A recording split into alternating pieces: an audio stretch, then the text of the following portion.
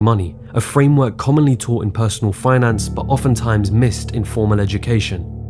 What's up guys, welcome back to Millennial Money. Today we are going to talk about importance of being frugal. Why is it important? Especially when you are about to start, or in my opinion, when your net worth is less than $200,000. Of course, it's my opinion, so you don't take it as a financial advice. How I came up with this number is that one of the co-founder of Berkshire Hathaway, Charlie Munger, said in 1994, first 100,000 is crucial. You have to do it. If you don't do it, then you probably will not succeed in the future, and you have to do it no matter what. Yes, he said $100,000, but it was in 1994, and with all the inflation and so on, I came up that it's over 200,000 for today's money. So whether you are just starting or you are already doing your investing strategy and so on, stay up to end of the video where I'm gonna be giving some tips and advices that I've been using, so you can check out at least what I do.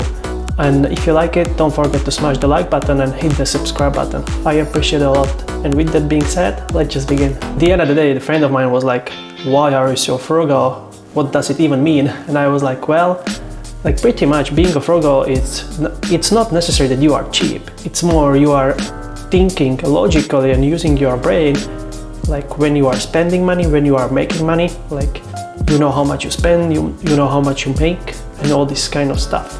It's not like, you are not gonna eat today because you wanna save money. It's more about what I like to do. There are two things that you never save money: health, and the second is food.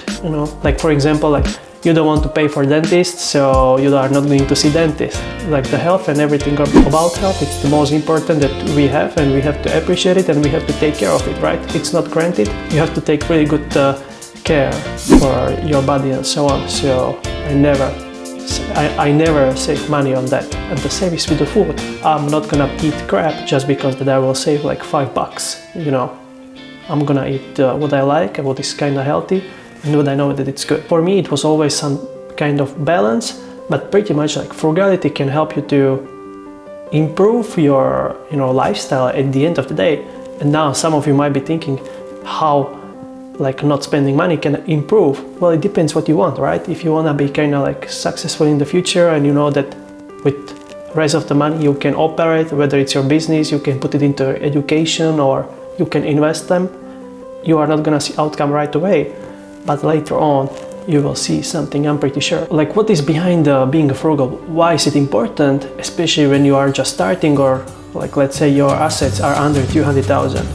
If you are just about to start, you don't have a lot of assets to start with, right? And you have to have in mind that usually the person when is already start to make money, you have to pay rent, you have to pay, phone, you have to pay car loan, or car payments, or car insurance, house insurance. Later on, it might be kids and so on. And this is why being frugal, is very important, because when you are already making money and you are already spending money, it's very good to have some knowledge about the money. For me, it means I can make most of something at a certain time, right? Let's take an example, if you buy a car, I need a car for transportation, so I might be thinking I'm gonna buy a car for 20 grand, but at the end of the day I just need it little bit, and I'm not driving long distances, so I'm okay to have a car for 5,000, which is reliable, right? And I kind of save 15 grand. But a lot of people think that being frugal is important just at the beginning, and that's what I'm gonna do for sure. If I'm gonna be let's say, I don't know, financially free or whatever, I'm still gonna make sure that I know how much I make, how much I spend, that how much I invest. I wanna be increasing my investments with a growing portfolio. I don't wanna be just, at one point I'm gonna cash it out and buy a car, buy a house and pay it in cash. Not really, but I just wanna have it in mind always, because I'm pretty sure I know some people as well that they made a lot of money on something, and crazy lifestyle, expensive lifestyle, cars, vacations, whatever, and they lost money. I even know personally a guy that was willing, when he was doing the best, he was willing to pay 3 grand for one circle on F3 car. For you guys that don't know that, just the NASCAR, it's the same, but it's that car is faster, and there is F1, F2, F3 and so on. So that was not the best one, it was F3 car, 3 grand for one circle. and I know now that guy's broke, you know, like, so he made a lot of money in his career, but he was not like kind of financially educated, so he blew them up. And once his stream of income was not performing well, then, you know, he ended up losing business and he didn't save any money. So this is the situation that I never want to experience. And don't blow up that money, you know, just think about the future and always, because it doesn't mean that if you are doing well in this moment, you are going to do well in 10 years. It doesn't mean if you are healthy today, you are going to be super healthy in 10 years. Financial education, that is, I feel, in my opinion, very missing out. That like in schools, I know there's nobody teaching about money, and I think it's very important, but maybe there is a purpose behind it, right? Now let's talk about some tips that how you can cut your expenses and how you can be kind of more frugal and you can have more money at the end of the month that you can use for whatever you want. So the first one, which is I think the most important, it's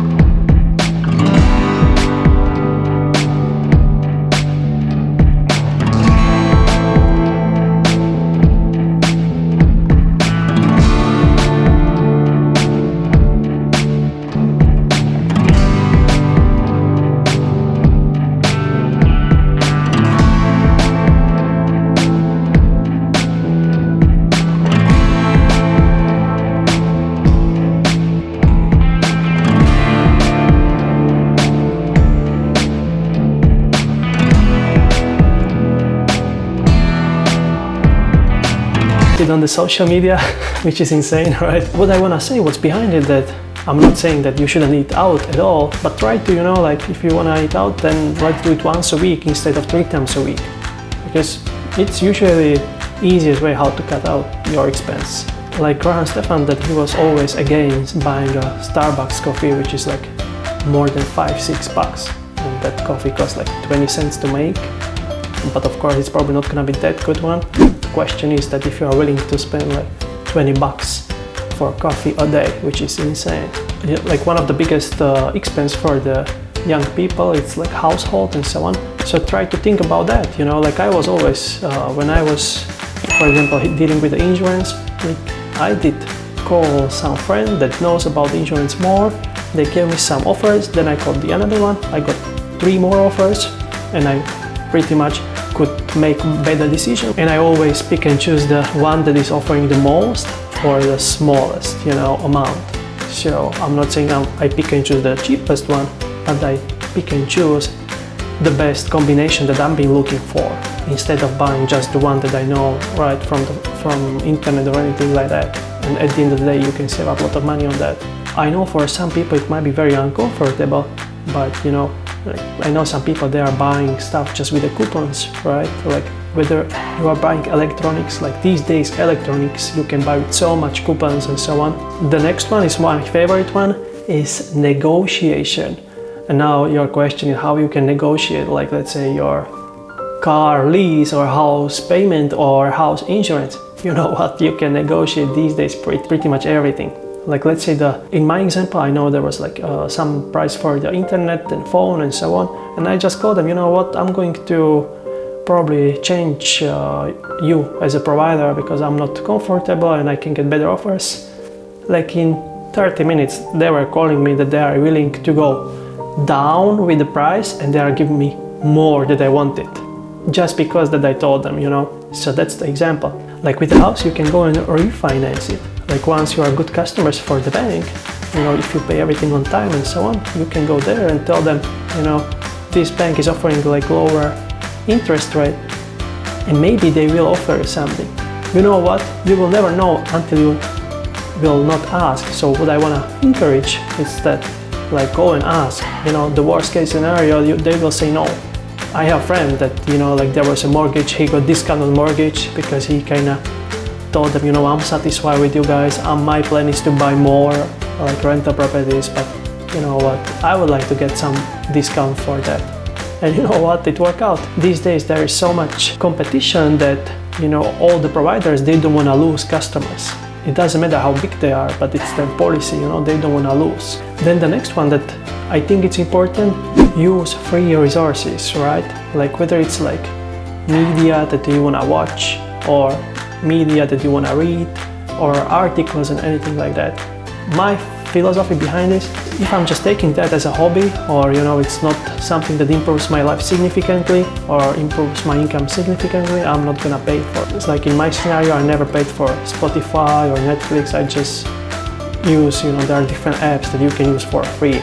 Like what I want to say is that this is kind of things that are not super important, but I use them on a regular basis, so it would be cool to kind of have different source and you can use it for free or anything like that. You know what I mean? With all these tips, that I just wanted to make sure that you will at least learn about something new, because as I said, that a lot of people underestimate it, and I think it's important, especially when you are starting, you know. It requires a lot of time, a lot of commitment and a lot of discipline, but you can see huge outcome over time. My philosophy is always like, I can live my 20s like below my means, like frugal and so on, and later on it will pay off big time. That's my philosophy. That's some of my friends that I've been admiring, so I did follow the same way, and we will see if it will work out or not really. I hope guys you found something beneficial today. Don't forget to smash the like button and hit the subscribe button. I appreciate it a lot, and with that being said, thanks for watching. Until next time, see ya!